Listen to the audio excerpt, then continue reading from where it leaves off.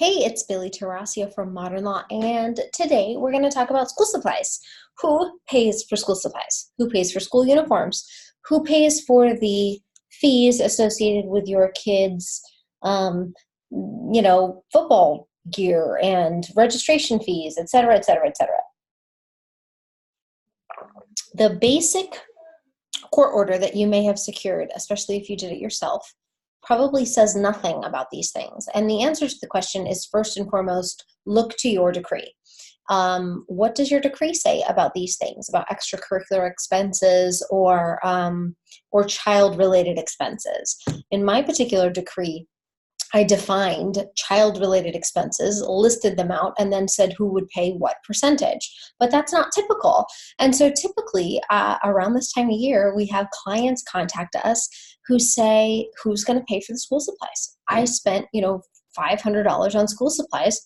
How, does she owe me money? Or is my ex responsible for paying for school supplies? And sometimes people ask, doesn't my child support that I pay each month cover school supplies? Do I need to pay child support and also pay for school supplies, uniforms, registration fees, that sort of thing? Unfortunately, there's no good answer here. The law isn't clear.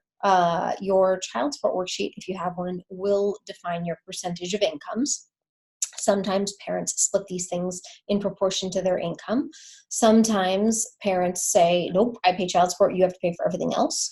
Really, your child support isn't designed to cover every child expense. So there will be expenses that child support is supposed to cover, honestly, the day-to-day living and the lifestyle differences between the two homes based on a difference in income. So it really isn't there to account for all of the money that you spend on your kids, coats, clothes, blah, blah, blah. And it is kind of important to, I think, define this because like my kids go to a charter school where they wear uniforms, so we split the cost of uniforms. But clothes on a general basis, we don't split. I buy clothes for my house, he buys clothes for his house. The bottom line is you have to decide how you want to handle this. And the best way to possibly do that is through communication. So you and the child's other parent should talk about it, should talk about what can we do for the best interest of our children, because ultimately we both love and care about our children and we want them to have what they need, and we want to figure out a way that they can do that in a fair way. So that is my advice. I know it's kind of rough because there's no clear answer here, as is so often the case in the law, but what works for my family may not work for your family.